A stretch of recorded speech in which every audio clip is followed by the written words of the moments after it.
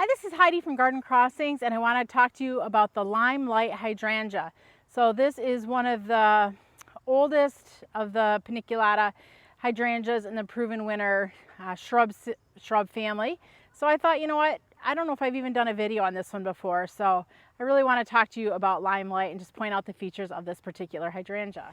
So our Limelight Hydrangea here has been in our yard for probably about 12 to 15 years or so.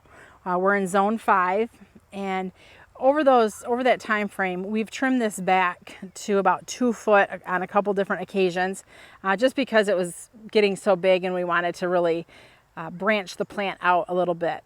The years that we trimmed it, that following year afterward, the flowers were about 12 to 15 inches long and about 10 to 12 inches wide. So I mean, the flowers were huge that year after we trimmed them back.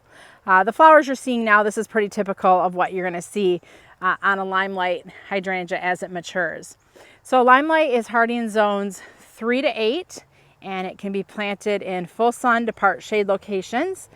Typically, like I was saying, they'll get about 8 foot tall, 8 foot wide, but in our experience here, it's 10 foot tall. So the flowers, as they open up a very pretty lime green. And then as the flowers age, they take on more of a white. The funny thing I'm noticing here on this plant, this is the west side of the plant, and the flowers are a little bit further behind than what they are on the east side of the plant, which I would think would be almost opposite of that, being I would have thought that the more sun they get, the more the flowers would be further along.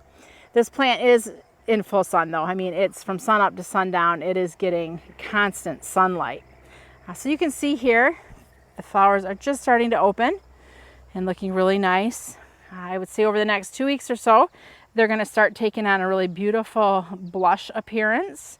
So this hydrangea does transform as the season goes along. One thing to point out is sometimes people will say, you know, how do I turn my hydrangea pink or blue or whatever? This particular hydrangea is not going to turn blue.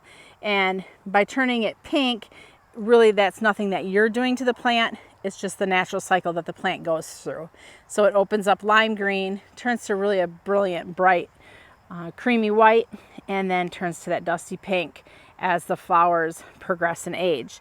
This plant does bloom off of the new growth. So if you feel like you need to trim it, you can trim it in the fall or in the spring. It's a very reliable bloomer. So even if you do need to go ahead and trim it, it will bloom for you that same season. I had mentioned that I had taken this down to about 2 foot to the ground. That was pretty extreme trimming on my part, but I wanted to do it because I wanted to really branch the plant up and get it nice and full. Typically though, if you were to say how much should I trim off my shrub, I would recommend that you take off maybe about the top third or so. That's a little bit more of a healthy, safer prune. But if you're feeling like being aggressive, you know, go ahead and take it down as far as you want.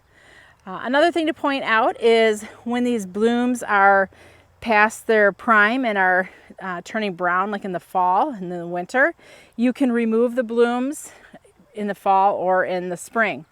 Now, we'll typically remove the flowers here in the fall just because that's when we have more time to do it. But a lot of times I think it's really pretty too to just leave them on for the winter, because if you're in Michigan or in any cooler climate that gets some snow, the plant really looks pretty when it collects the snow in the winter. So it's kind of a personal preference if you want to leave the flowers on or remove them. And I might even, you know, keep the flowers on a couple of my hydrangeas and just clean most of them up. So we'll see what we do this year, but definitely that's a personal preference. So if you're looking for a hydrangea that really is a statement in the garden, you gotta have plenty of room for it because it does get big. You may want to consider giving the Limelight hydrangea a try. This is Heidi from Garden Crossings.